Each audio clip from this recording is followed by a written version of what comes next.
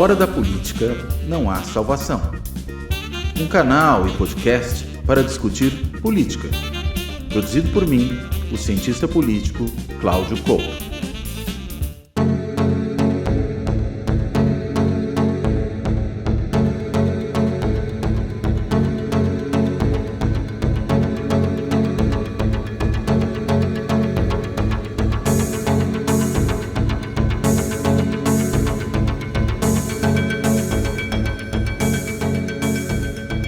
Olá, este Fora da Política não há salvação vai tratar da questão da política fiscal do governo Lula.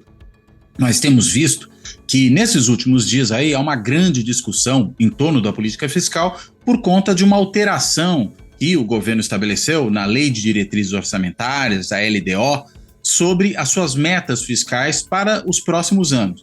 Em vez de prever superávit zero e depois ou déficit zero, se a gente quiser, superávit ou déficit zero dá na mesma, e depois um superávit, ele acabou prevendo um déficit ainda pequeno para 2025 de menos 0,25% do PIB e depois tentar melhorar isso aí sim para um déficit zero só lá na frente em 2026 ou até quem sabe em 2027. Enfim, essa mudança produziu um temor e um certo nervosismo nos mercados. Isso se refletiu, por exemplo, na alta do dólar.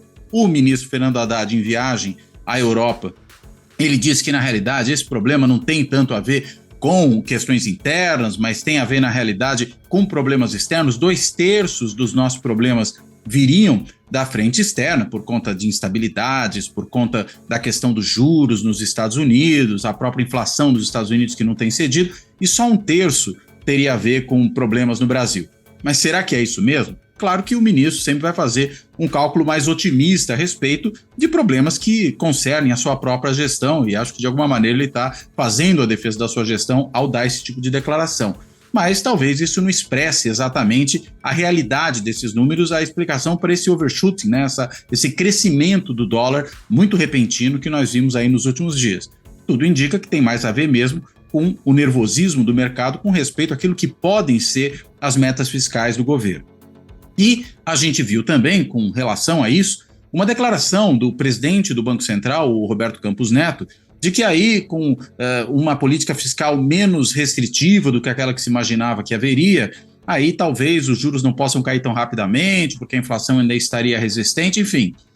Surgem nuvens negras no horizonte, naquele espaço que se imaginava que vinha desanuviando, vinha melhorando, que era o das taxas de juros altíssimas que o Brasil apresenta não só nesse momento, mas historicamente e particularmente agora, durante esse período. O que inclusive já gerou muito atrito entre o presidente Lula e o presidente do Banco Central. Mas o fato é que a política fiscal do ministro Fernando Haddad, da sua equipe, que é até agora a política fiscal do governo Lula, ela também provoca desagrados em outro lado do espectro político-ideológico, que é o do próprio PT. Internamente, nós vimos aí se falar em austericídio num documento que o PT soltou no ano que passou. Nós vimos também uma série de declarações públicas da presidente do partido, Gleisi Hoffmann, do deputado Lindbergh, também falando sobre isso, que a política fiscal era muito apertada, declarações de um outro, se não dirigente do PT, figuras que têm alguma importância no debate petista fazendo críticas a isso, enfim. Um discurso que de alguma forma minava os esforços, pelo menos do ponto de vista retórico, que o próprio ministro Fernando Haddad vem fazendo para poder manter as contas públicas sob controle.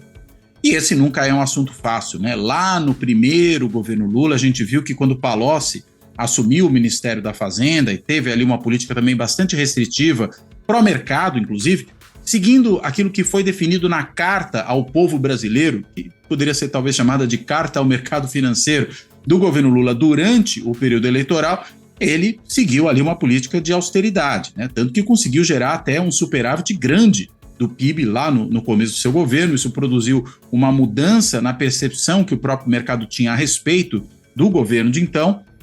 Também a nomeação do Henrique Meirelles para o Banco Central naquele momento foi importante e, claro, isso de novo produziu fissuras internas ao governo. Se falava muito numa disputa entre Zé Dirceu, então na Casa Civil, e Palocci na Fazenda.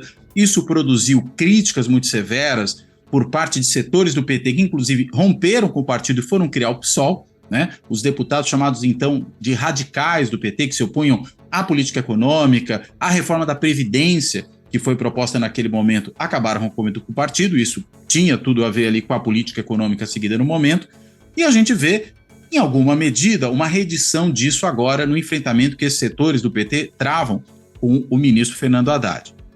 Há também, claro, uma ânsia por crescimento. O Brasil tem crescido pouco nos últimos anos todos, né? Pelo menos desde 2015, quando a gente entrou numa recessão, e isso, evidentemente, é uma questão séria, uma questão problemática para o país, ainda mais para um governo que precisa ganhar popularidade com base no crescimento, aquilo que foi, em grande parte, a sua credencial na primeira passagem, né, de Lula pelo governo, né, de 2003 até 2010, lembrando que o Lula termina o seu segundo mandato com 83% de popularidade, o que é muito significativo e claro, isso tinha fundamentalmente a ver com a economia, e aí não era só crescimento, né? Era crescimento, redistribuição de renda, redução de pobreza, o crescimento da assim chamada classe C, que um tempo depois, inclusive, foi se mostrar não tão generosa com o petismo e com o próprio Lula no processo eleitoral, como se imaginaria que ela poderia ser, tendo em vista justamente esse período de prosperidade, de bonança econômica que marcou aquele período, mas o fato é que durante o governo Dilma, com a nova matriz econômica, né, com o desastre econômico na prática que foi o governo Dilma, isso se refletiu nos números, se refletiu na perda de popularidade da presidente, que acabou, claro, facilitando o seu impeachment no segundo mandato, logo no segundo ano do segundo mandato. Enfim, tudo isso aí começou a gerar uma desconfiança maior de setores do eleitorado e, claro, de setores também do mercado, de modo geral, não só o mercado financeiro, com relação às políticas petistas. Aquela confiança que se havia ganho lá atrás se perdeu com o tempo. E o Fernando Haddad foi aos pouquinhos reconquistando essa confiança. Pesquisas que, por exemplo, a Quest faz com o mercado financeiro, com a chamada Faria Lima, mostram que a percepção a respeito do Haddad junto a esses setores foi melhorando ao longo do tempo. De uma grande desconfiança no começo, foi se passando aos pouquinhos por uma situação de maior reconhecimento ao trabalho, de maior confiança. Será que agora, né, com essas mudanças, que na realidade a gente poderia entender que são talvez ajustes na trajetória da política fiscal e não uma revogação da política fiscal definida no novo marco fiscal, ou arcabouço, como muitos chamou no começo, no novo marco, ou arcabouço fiscal, será que essas mudanças pequenas de trajetórias vão lançar por terra todo esse ganho de confiança que o ministro e, consequentemente, também o governo conseguiram oferir nos últimos tempos? Nós vimos, inclusive, melhoria das notas de rating do Brasil junto a agências internacionais de avaliação de risco, ou seja, mostrando que o risco do Brasil não cumprir os seus compromissos de dívida, os seus compromissos financeiros, caiu significativamente. E tudo isso, evidentemente, pode se refletir na própria popularidade do governo, na força que o governo tem para lidar com um Congresso cada vez mais hostil, cada vez mais complicado, que chantageia o governo, que tem Arthur Lira em pé de guerra, com a faca nos dentes e sangue nos olhos, querendo enfrentar o governo, preocupado com a sua sucessão e com a manutenção do seu poder. E claro, se o governo tiver uma boa retaguarda econômica, isso fica melhor. Mas sabemos também que muitas das medidas fiscais necessárias para chegar a um equilíbrio de contas públicas passam pelo Congresso, ou seja, dependem da aprovação de uma série de medidas pelo Congresso. E aí, nessa frente, tem havido muita dificuldade por parte do governo, porque o Congresso tem, por exemplo, negado-se a aprovar desonerações de certos setores que são beneficiados, né? Nós vimos aí a questão relacionada ao setor de eventos, né? Uma série de medidas econômicas que poderiam contribuir para um aumento de receita, já que o governo tem optado por não fazer corte de despesas. Essas medidas não estão prosperando como se imaginava, né? Como o governo imaginava, como talvez o ministro Fernando Haddad esperasse que fossem prosperar. E aí, claro, a relação complicada com Lira, em particular, dificulta ainda mais esse cenário e lança ainda mais nuvens pesadas no horizonte, tornando mais difícil o trabalho feito até aqui. Enfim, como é que a gente pode interpretar esse cenário, entender efetivamente o que está acontecendo? Será que o governo realmente se desviou da sua política de ajuste fiscal, de equilíbrio das contas públicas estabelecida no começo? Será que nós corremos risco efetivo de algum desajuste fiscal maior nas contas públicas? Ou o que a gente está vendo seria só um ajuste de rota, né? um ajuste na sintonia diante das circunstâncias? Né? O que será que esse governo vai poder colher? O ministro da Fazenda corre risco? Enfim, para tentar entender esse cenário, né, eu convidei o meu colega de Fundação Getúlio Vargas, em São Paulo, o professor Nelson Marconi. professor Nelson Marconi é um macroeconomista muito respeitado, já passou, inclusive, pelo governo federal, foi um dos formuladores do plano econômico do então candidato Ciro Gomes à presidência da República, né? E isso nas duas campanhas que ele disputou. E nós temos aí o Nelson Marconi hoje como coordenador do curso de graduação em Administração Pública e Governo da Fundação Getúlio Vargas de São Paulo, da EAESP.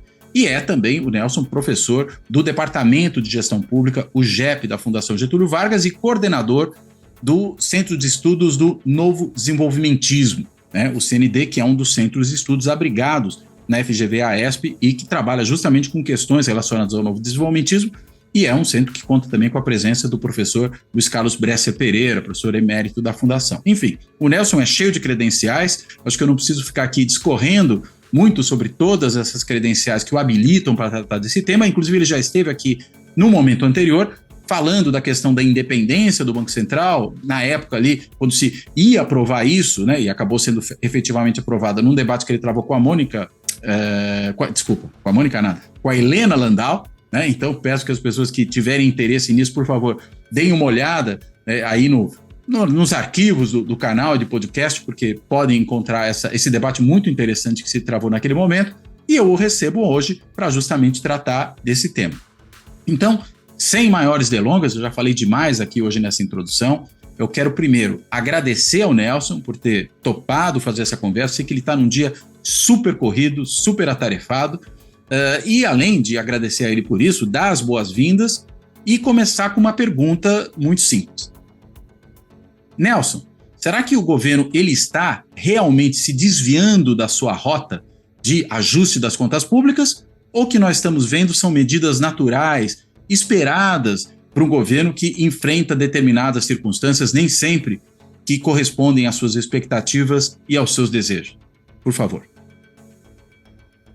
Olha, Cláudio, ele não está saindo da linha e está, logicamente, na verdade, o que ele está dizendo é o que todos já esperavam que ia acontecer. Ele está, na verdade, falando da realidade, né?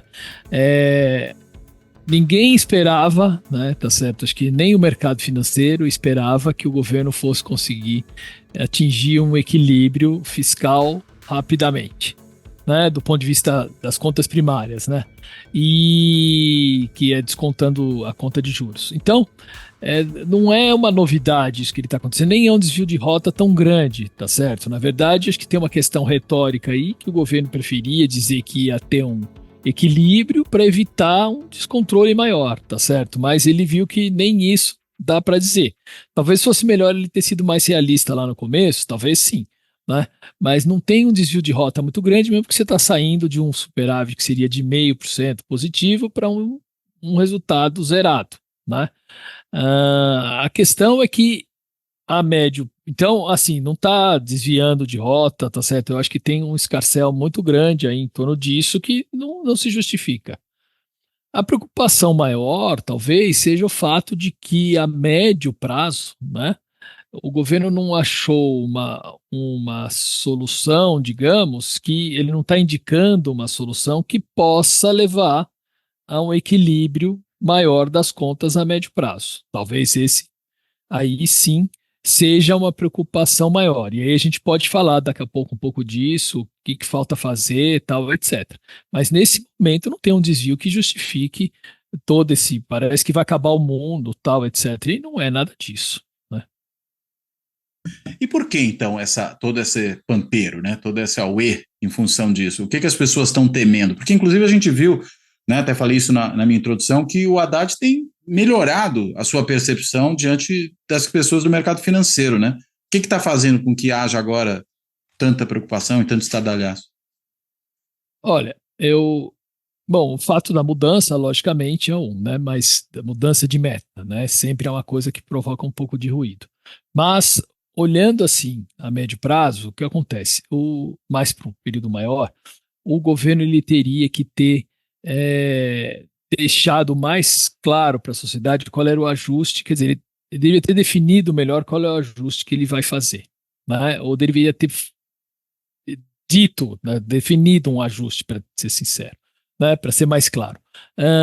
Quando ele colocou todo o peso do ajuste na arrecadação, né? E na verdade a arrecadação tinha que crescer mesmo, né? E do outro lado das despesas ele não colocou nenhuma, vamos dizer, colocou muita pouca ênfase, todo mundo já ficou um pouco preocupado com essa situação, certo? Né?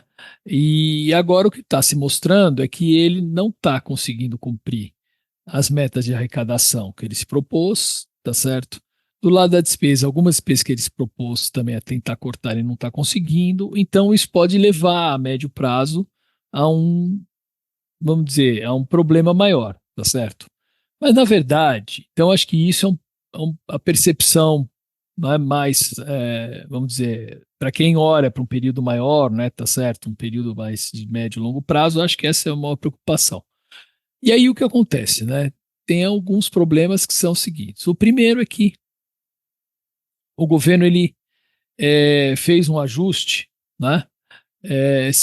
Dizendo eu preciso arrecadar mais, ou melhor, deixa eu começar de outra forma, tá certo? Acho que talvez essa frase, em vez de falar de novo da arrecadação, vamos começar de outra forma. Né? Todo mundo sabia no final do governo anterior que existia uma necessidade de um déficit no governo da ordem de 150 bi, certo? Por quê? Porque tinham várias despesas que tinham sido represadas, várias despesas que, né, foram deixadas de ser realizadas. O governo gerou uma série de fontes de arrecadação extra que gerou um superávit lá no final de 2022, tá certo, do governo anterior. Mas todo mundo sabia que isso não era sustentável, né? O governo tinha uma certa série de compromissos com políticas sociais, etc., que ele tinha retomado, né, e precisava retomar o papel do Estado, digamos, né, de fiscalizador, IBAMA, né, tá certo, fiscalização de várias coisas, tal, etc. Muita coisa estava parada, né? Então ele ia precisar ter uma certa despesa, né? Como é que se resolveria esses 150 bi de déficit, né, ou de buraco? Né? Teria que, de um lado, né, fazer um imposto de renda sobre os mais ricos, teria que aumentar a taxação sobre patrimônio, certo? Teria que aumentar a taxação, criar, né, recriar a taxação sobre lucros e dividendos, e do outro lado teria que reduzir desonerações, né, de forma muito significativa, tá certo? Ou pelo menos indo de forma crescente ao longo dos anos, né? E também ser bastante rigoroso com despesas correntes, né?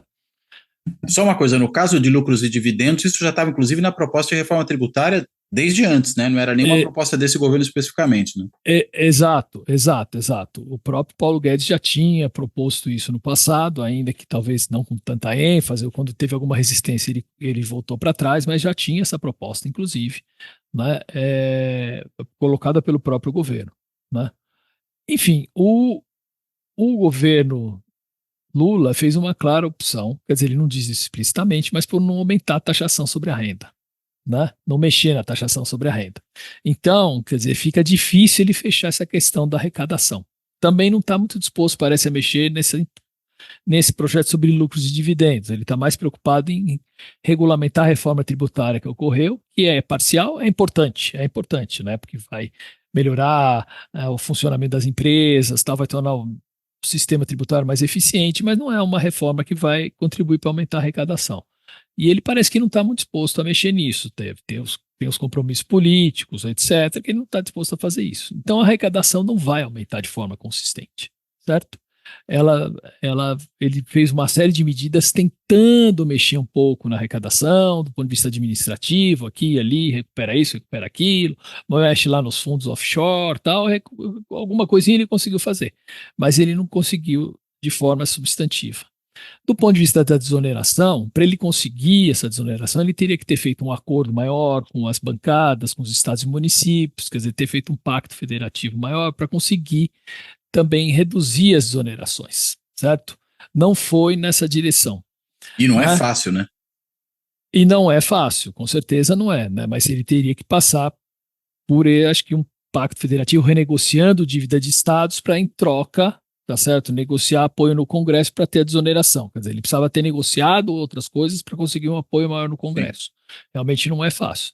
Então, ele não conseguiu esses dois grandes pilares, digamos, de um ajuste fiscal. Então, todo mundo olha para as contas e vê essas contas, elas não se equilibram a médio e longo prazo, tá? Eu acho que essa é a grande preocupação, não é esse número agora que está aí, né? Então, esse aí é um ponto.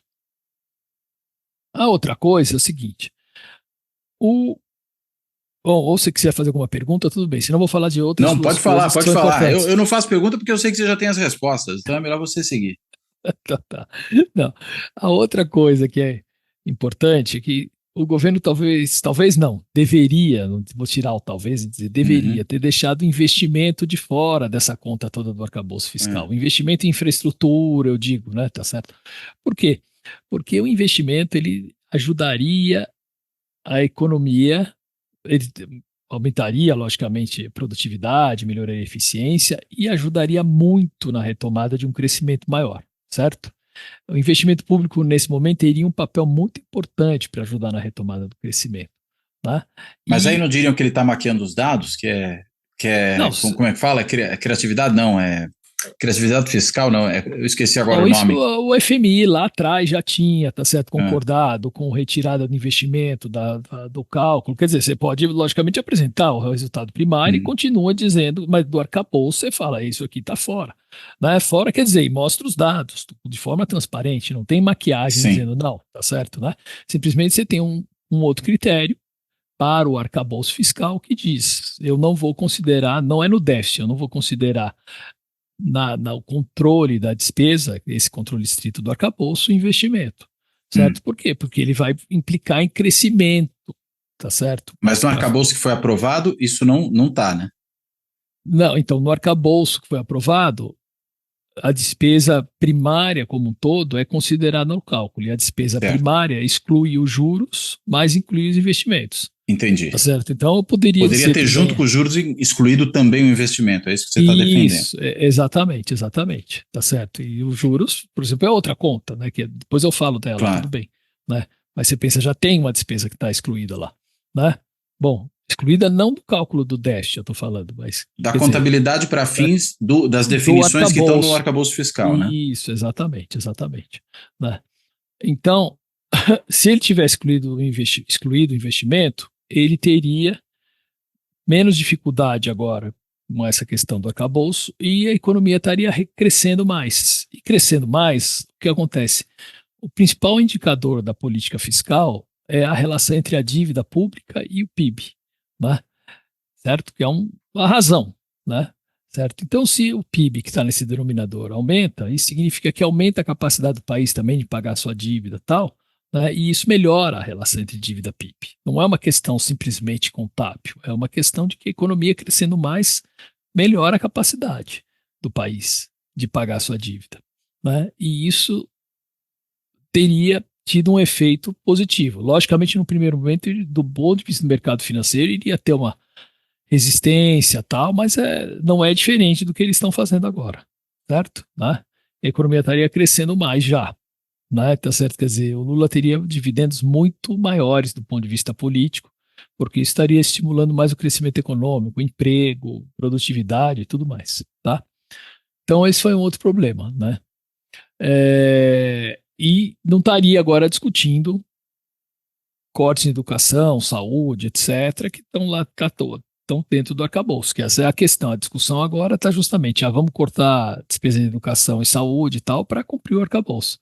Né? O Haddad fica lá desesperado, tentando chegar a um resultado fiscal razoável, né? Tá certo, né?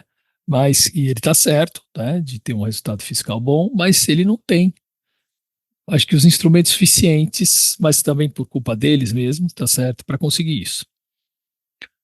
O terceiro ponto que é importante é a despesa com juros, né? Ninguém fala da despesa com juros, certo? Está fora do arcabouço, né? Está fora do resultado primário e isso pressiona a dívida fortemente, né? Tá certo? Quer dizer, às vezes você pode até ter um resultado primário positivo de meio ou equilibrado em zero, mas se você tiver uma despesa de juros de 4% do PIB, como a gente tem 4, 5% do PIB, né?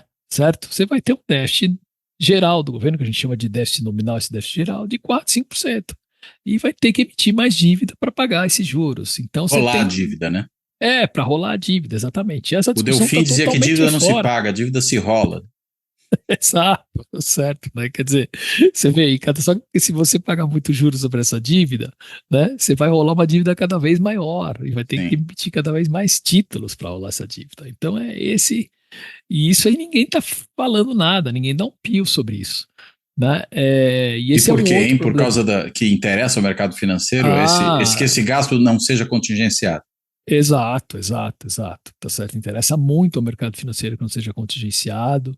O próprio resultado primário, quanto maior for, logicamente, mais receita, mais saldo o governo vai ter para pagar os juros, tá certo? Então, não interessa para o mercado essa discussão.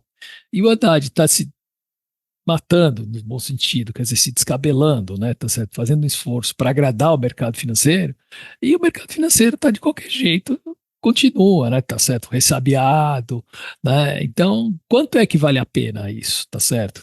Vamos mudar um pouco essa discussão e discutir com os outros agentes também importantes do país, agentes econômicos, eu estou falando, né, da sociedade, né, tá certo? Ou vamos ficar refém da discussão sempre do mercado financeiro, o que que eles acham, como é que tem que ser o resultado, tal, né? Eu acho que a gestão econômica está ainda muito refém disso, tá certo? E se ela não mudar essa dinâmica, o problema vai continuar, porque o que o mercado financeiro quer é um superávit primário de 1%, tá certo, etc., 1,5%, 2%, coisa que não cabe mais no orçamento, não tem como.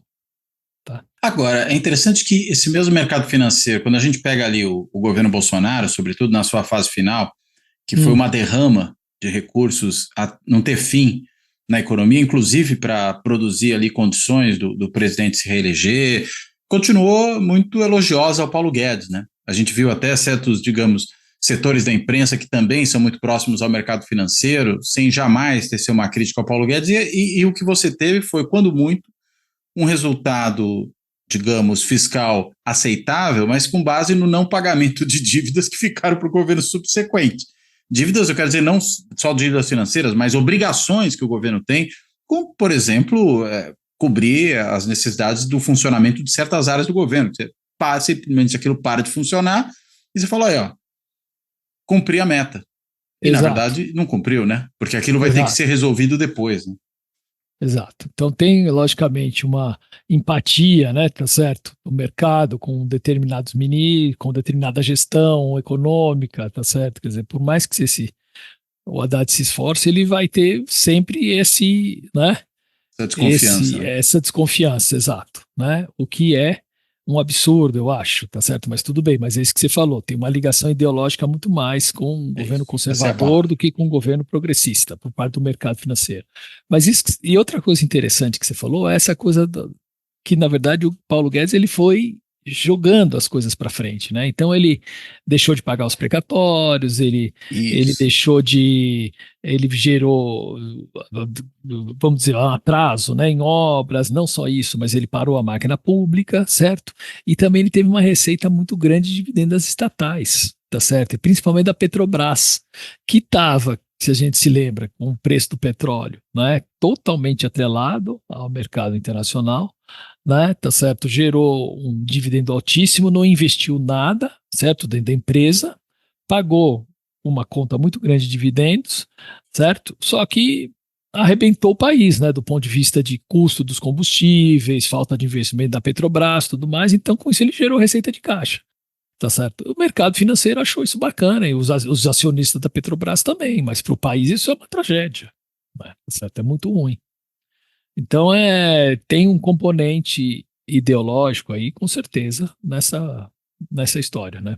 Tá? E no caso da política de juros, né? Porque a gente viu que logo depois do anúncio dessa mudança, né, das metas fiscais, a gente teve o presidente do Banco Central, Roberto Campos Neto, dizendo que, olha, diante disso, talvez a gente tenha que rever aqui a política de redução de juros que vinha acontecendo, porque há preocupações no horizonte do ponto de vista fiscal, a inflação ainda resiste e tudo mais. Faz sentido essa observação do Campos Neto, ou você acha que é simplesmente ortodoxia em demasia? É ortodoxia em sua plenitude, eu diria. Mais do que em demasia, é a ortodoxia Isso. em estado puro. Estado puro, exato. E veja bem, O mais interessante é o seguinte, é que durante a pandemia, o Banco Central reduziu os juros para 2% ao ano, coisa que a gente Hum. nunca viu na vida, certo? Mas assim, você tinha um mundo com uma inflação muito baixa, né? O país todo parado. Então, eles fizeram uma redução significativa dos juros e correta, né? Depois eles começaram a subir e foram para um patamar, né, também altíssimo, né? Que chegou a 3,75, né? Tá certo? E depois começou a cair, né? E com uma inflação que, assim, normalmente taxa de juros a gente usa ela quando a inflação é de demanda, porque quer dizer, demanda quer dizer, porque a economia está crescendo demais. Então, taxa de juros é um instrumento adequado para um cenário como esse. Um cenário que a inflação estava crescendo, não por causa disso, mas porque um, um, por causa da falta de insumos, por causa do aumento do preço da energia, dada a guerra da Ucrânia, enfim, fatores que a gente chama do lado da oferta, ou quer dizer, que pressionam os custos de produção, né? A taxa de juros tem muito pouco efeito sobre isso, né?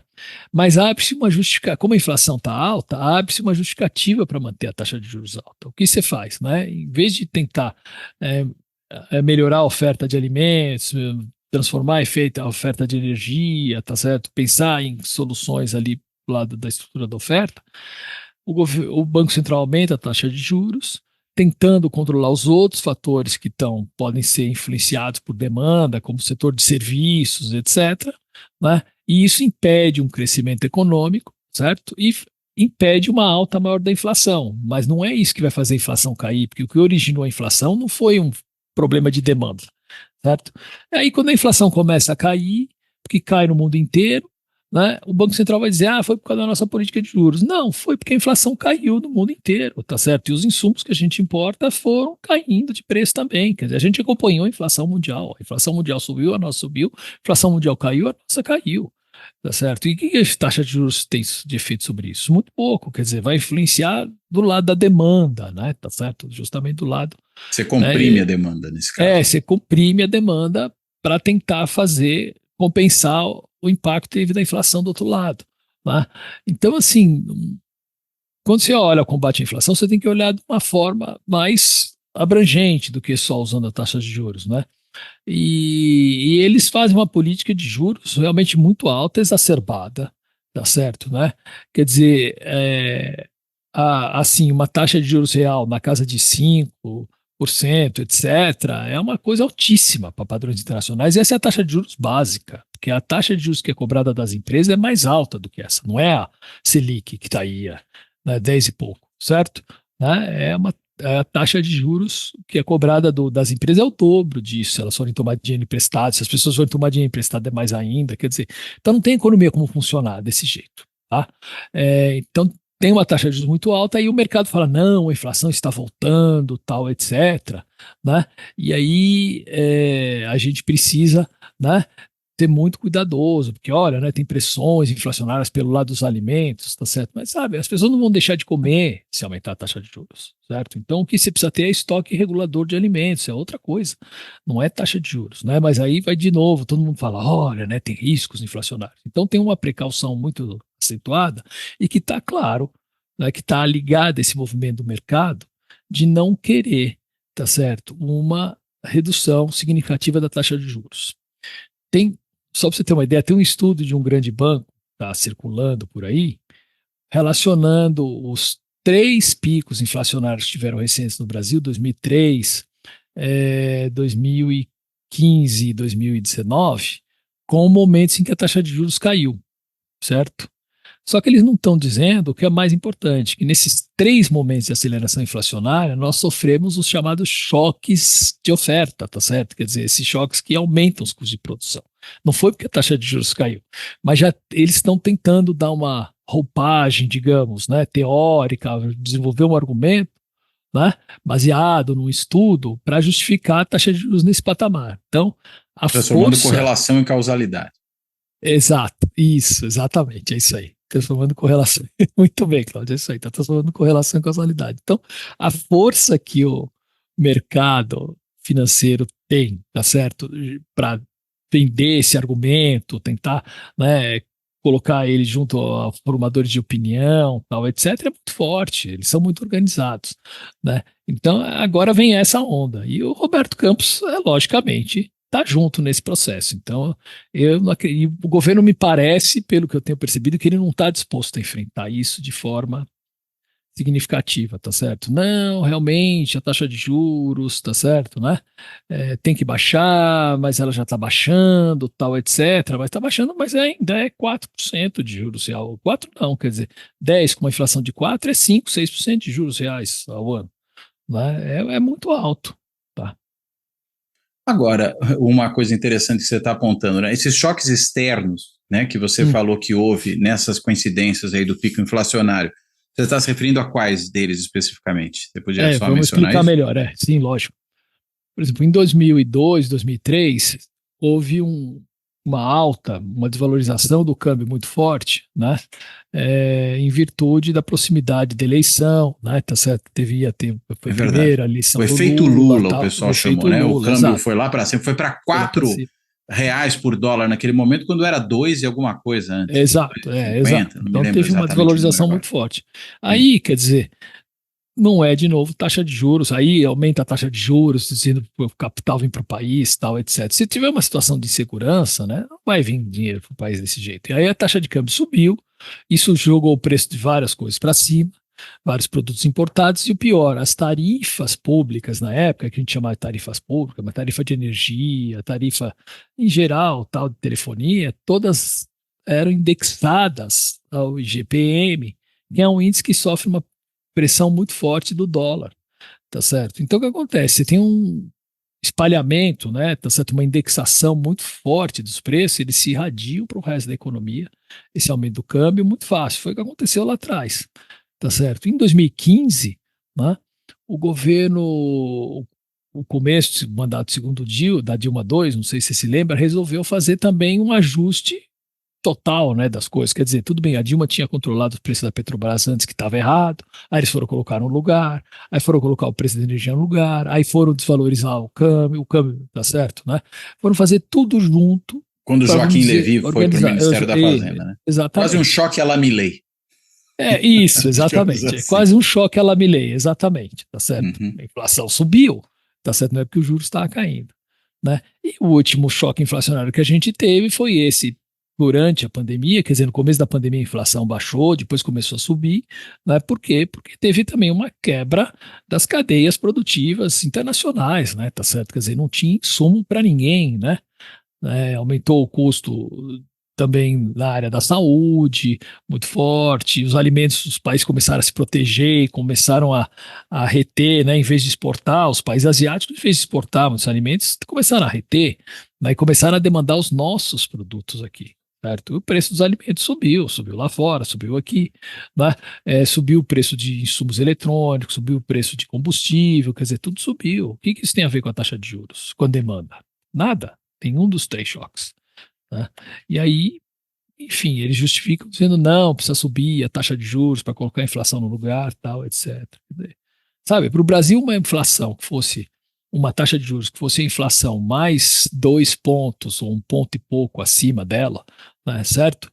Quer dizer, você pensa numa taxa de juros hoje de 6%, alguma coisa assim, é o ideal, porque você fala, tudo bem, o Brasil não é os Estados Unidos, eu concordo, tá bom, então vamos colocar um diferencial aí de juros, tá certo? 2%, então 2% em cima da taxa de juros americana, tá certo? Se a taxa de juros americana está 5,5%, deixa chegar em 7, deixa chegar em 7 e pouco, né? Mas não ficar lá em 10, tá certo? Dizendo que não pode cair dali e tal, etc. Quer dizer, isso é pura economia política, no sentido de deixa eu defender o meu pirão aqui, tá certo? Quer dizer, é muita pressão para defender os ganhos que o mercado financeiro vem tendo.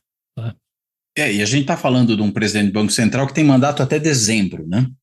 Então, Exato. é muito pouco provável que até dezembro a gente tenha qualquer alteração, né, nessa estratégia de política monetária por parte desse Banco Central, né? Depois, claro, tendo uma troca de guarda, você deve ter aí alguém evidentemente indicado pelo governo. Até hoje o nome mais cotado é o Galípolo, né, que poderia assumir essa posição, né, e ele próprio seria substituído por mais alguém indicado pelo governo, se ele saísse da diretoria em que ele está para para a presidência do Banco Central, você mudaria a composição e até, entendo eu, a maioria hoje do Copom, né, que decide sobre essa questão, e aí provavelmente você teria uma mudança, mas até dezembro a gente está falando de um ano em que também o governo enfrenta dificuldades no Congresso, né, o Lira está em pé de guerra com o Executivo nesse momento, tem uma agenda grande que precisaria avançar no ano de eleições, daqui a pouco tem festa junina, enfim, o cenário não é dos mais auspiciosos, né, para que você tenha um governo tomando medidas que pudessem contribuir, né, e mais, você tem essa sede orçamentária dos parlamentares que é praticamente insaciável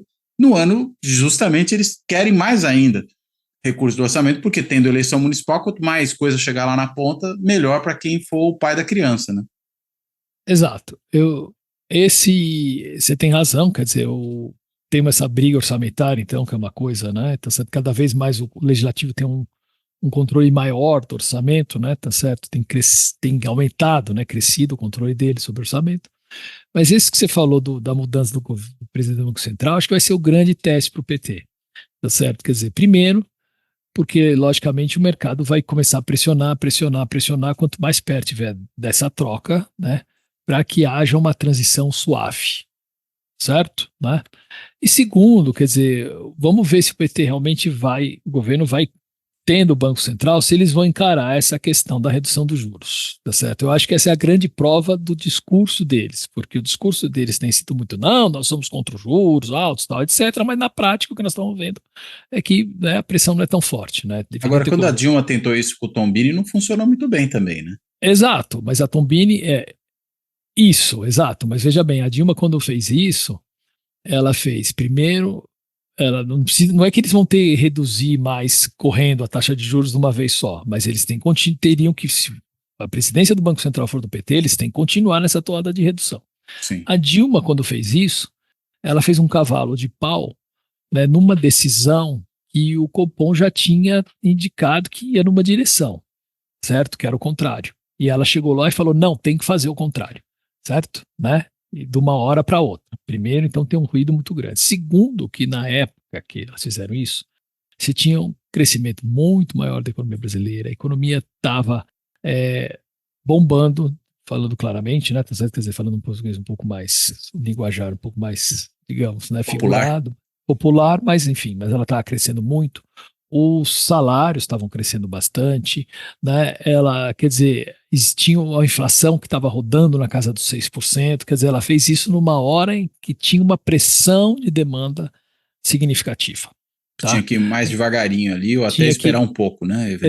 Exato, não era o momento. Agora a gente não tem uma pressão, tá certo? Né? Mas ao mesmo tempo, não é que o Banco Central tem que chegar lá, tá certo, mudando a gestão e reduzir de 10 para 6 do dia para a noite. Não, então ele tem que fazer isso devagar, mas ele deveria continuar nessa toada, certo? Vamos ver se ele vai fazer isso ou não. Acho que é uma grande prova disso, porque durante outros governos a gente já viu uma taxa de juros alta, mesmo sendo do PT e tal, e enfim, né?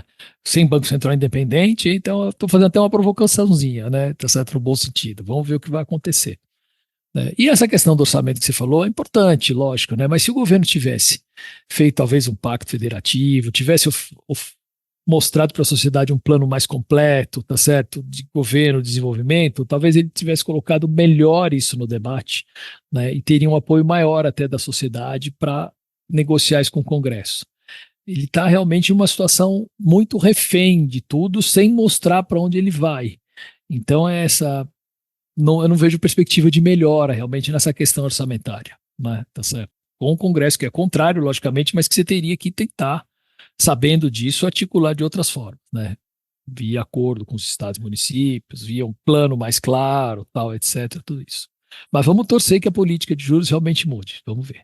E é curioso que esse Congresso, que não é muito favorável, foi o Congresso que no primeiro ano de mandato ajudou o governo em uma série de questões aí relacionadas, por exemplo, à reforma tributária, o próprio novo marco fiscal, enfim, ele teve uma convergência de posições ali nessa questão econômica, talvez só nela, né, que permitiu algum avanço. Agora, no segundo, acho que o problema não é nem ter ou não ter convergência, não tem ambiente político, sobretudo, para isso, né? Exato. Tá bem complicado, né? Você tem toda a razão. Agora, só te perguntar uma coisa, e como é que isso se articula com a política industrial que esse governo pretendia? Dá para fazer política industrial com esse cenário fiscal? Então, esse é um outro ponto, né? Certo? Quer dizer, boa parte do que seria o gasto ou o investível gasto, a despesa com política industrial, que é investimento em tecnologia, em ciência e tecnologia, inovação, financiamento desse tipo de coisa, estaria fora do arcabouço se o investimento estivesse fora. Certo? Então, a política fiscal restringe muito a política industrial da forma como ela tem que ser. Tem o BNDES, tá certo? Quer dizer, o BNDES também desenvolveu programas, está fazendo um esforço muito grande para poder financiar a política industrial, mas a capacidade dele é reduzida, né? Tá certo? É coisa de 200 bi, tá certo? Nem vai aplicar tudo isso, enfim, era dinheiro que já estava previsto, na verdade era 75 bi por ano, né? Tá certo? Em 4 anos, 300 bi. Para fazer uma política de desenvolvimento produtivo é muito pouco, né?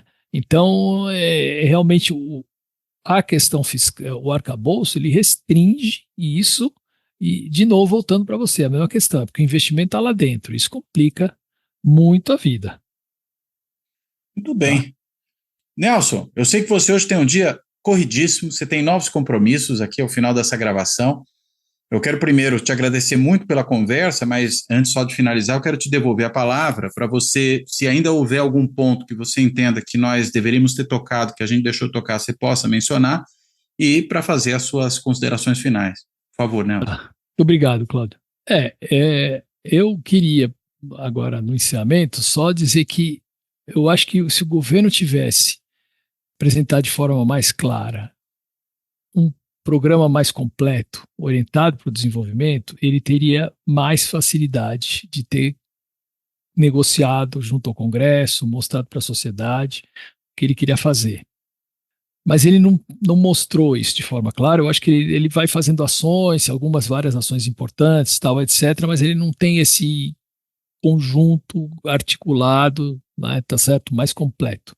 E isso realmente causa um grande prejuízo para ele próprio, né? Além de ter feito algumas decisões que eu acho erradas, essa do investimento foi uma, a outra, que aliás eu queria dizer que foi... Mas essa Inês é morta, né, pelo jeito. Essa Inês é morta, exato, né? A outra foi...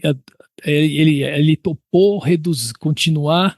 Quer dizer, explicar de outra forma, o governo anterior tinha negociado uma redução da meta de inflação, né, para os anos seguintes, para os anos vindouros. Esse governo aqui, ele topou manter essa redução da meta de inflação. Ao invés de falar, não, eu não vou propor uma alta da meta, mas manter ela estável num patamar que já era baixo, tá certo? 3,5% era mais do que suficiente, né? Não, o governo topou reduzir isso. Então, quer dizer, isso dificulta mais ainda a taxa de juros a cair.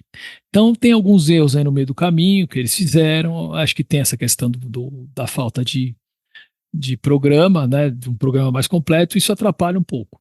Né? Mas, ao mesmo tempo, a gente torce porque está fazendo algumas ações que são importantes. Outra, quer dizer, não dá nem para comparar, né, os dois governos, certo? Quer dizer, o governo atual com o anterior. Esse aqui, logicamente, tem uma preocupação com o crescimento, tem uma preocupação com a política social, está reestruturando tudo que foi desmontado no Estado, tem uma preocupação com os direitos humanos, quer dizer, com o meio ambiente, é muito diferente. Né? Mas tem uma série de coisas aí que são erros que ele sabia, né, tá certo? Foram avisados várias vezes e que ele continua insistindo. Então, vamos torcer para que dê certo. E o ano que vem a gente volta a se falar para ver o que aconteceu depois da mudança no Banco Central. Se as coisas realmente funcionaram, né? Tá certo. Muito obrigado, Cláudio. Obrigado a todos aí e obrigado pela oportunidade, pela conversa que foi muito boa.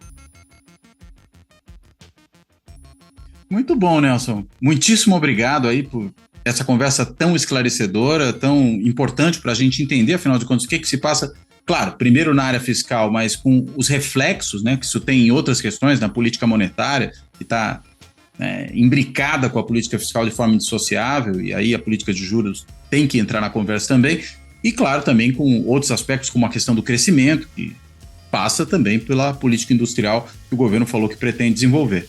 Bem, então, quero aqui, além de agradecer ao Nelson, me despedir dele, eu quero também, como sempre faço no fechamento, agradecer a todas e a todos que têm acompanhado o Fora da Política Não Há Salvação, seja no canal do YouTube, seja no podcast. Lembrando sempre que ele está disponível em mais de 20 plataformas de áudio no Spotify com a possibilidade de vídeo, e para quem acompanha no Google Podcasts, preste atenção porque vai mudar agora esse mês o Google Podcasts. Não sei como é que eles vão fazer exatamente essa mudança, mas vai ficar o podcast disponível só no YouTube, né? Mesmo que seja podcast sem vídeo, mas vai ficar no YouTube, onde tem, claro, também o vídeo para quem quiser assistir.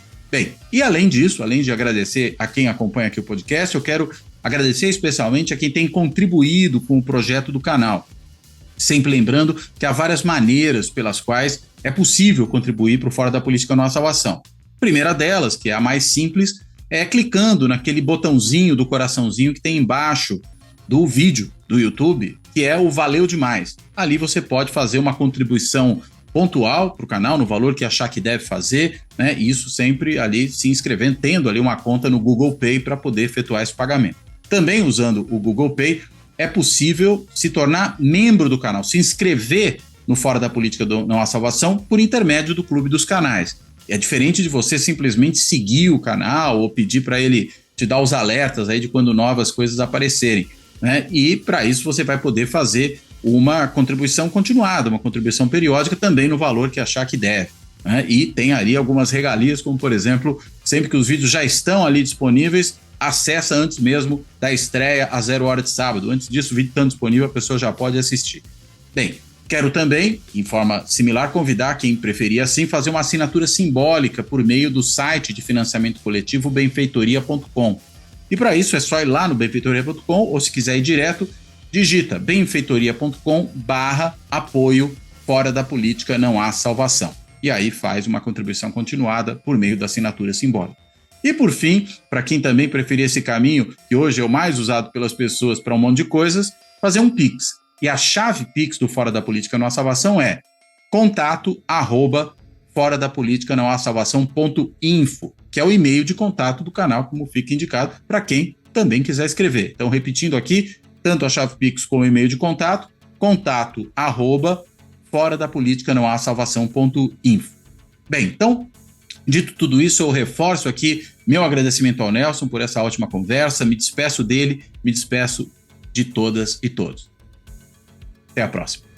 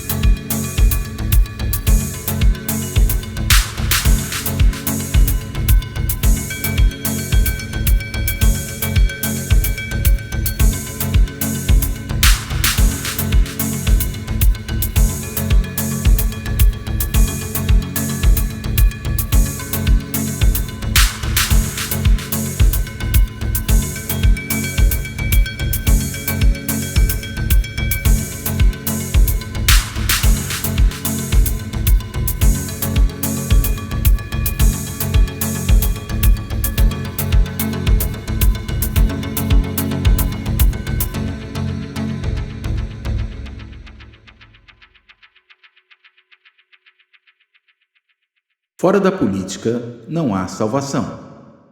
Um canal e podcast para discutir política. Produzido por mim, o cientista político Cláudio Couto.